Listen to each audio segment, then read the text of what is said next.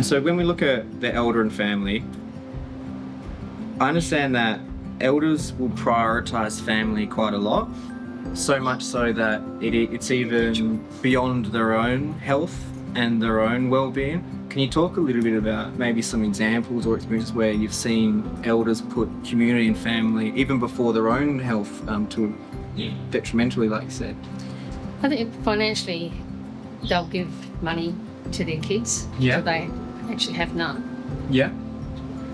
And then people do put themselves last if it's concerning family. They'll miss medication or looking after their physical health. The government has started paying elders now for stolen wages.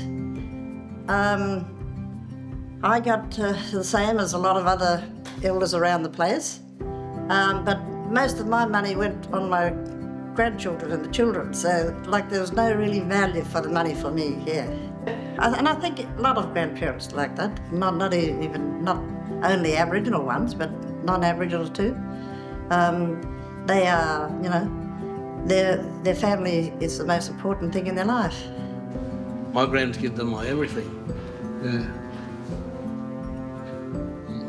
Got to try and stay alive long enough to see them grow a bit older. Well, there's a lot of things I could have got for myself because I haven't got a car. It's always given to the grandchildren and the great-grandchildren. I guess I can speak on that because I've seen it, and they put their health to the back burner because they had to bring up my auntie's kids, my cousins. So we mentioned briefly, they'll rather be in the community with their family rather than having their physical needs met by medical staff. But sometimes I think that's a person's choice. If you don't want to go into aged care, you prefer to stay with family. That's your choice. And you still have 2 years out here than 10 years in aged care. Yeah.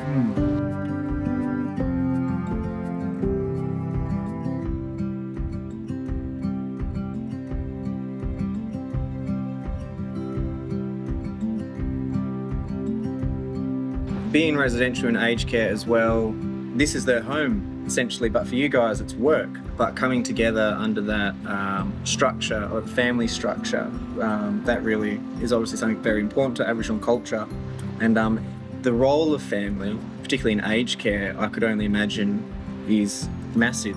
Is there more you can talk about the role of families when looking after elders in aged care and what that looks like? I mean, try and encourage families to come in because it's important that they be with their loved ones before they pass.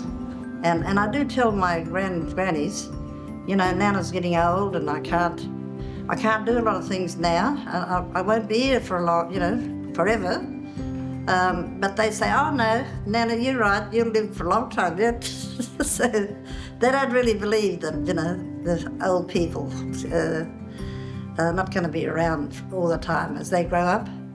My grandfather ended up in a nursing home, which he sadly passed not so long ago. So he passed on onset dementia.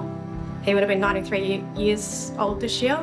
We obviously were there at the time when he was declining. So I think for us, we were able to have a culture aspect to bring into the nursing home. So we were able to bring in, Kangaroo and Damper, we were able to come through with big families. I suppose going down to see him used to be tough at times because, there's times where he didn't know who we were, and there were times that he knew who we were, but most of the time, we'd talk about the old days or we'd play music for him, and a lot of that would bring memories back to him. They were able to have all of us, they allowed all of the family to be in the room when he passed, and I think that for me was very special. For me it was very, I don't want to start crying, but it was very touching. He was respected enough, culturally to have us all there together for this special moment. And I think death is not spoken about in a beautiful term, but I think that moment there was very beautiful. I think just being there for him and, as he was there for all of us and seeing his kids and his grandkids grow up, it was time for us to give back to him, be there for him, look after him.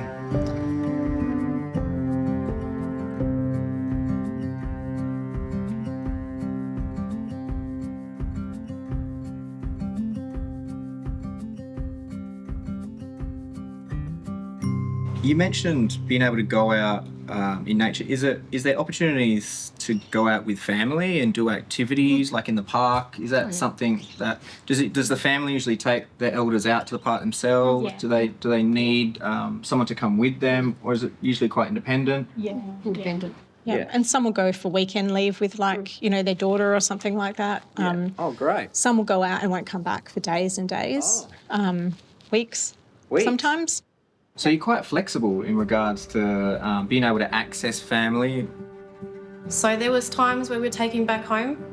We took him back home a lot of times, just to be back on country and for funerals. But there were times where he was getting old and frail, so we weren't able to.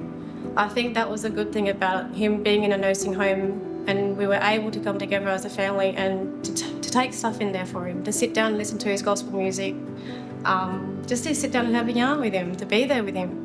On my own, see, but my daughter comes over. She comes all the way from Manjoo to bring the granddaughters up. Well, the youngest one I got now she's 3 years old, my granddaughter. I can't come and visit them now because I broke my foot of it. But I just got a moonbird off.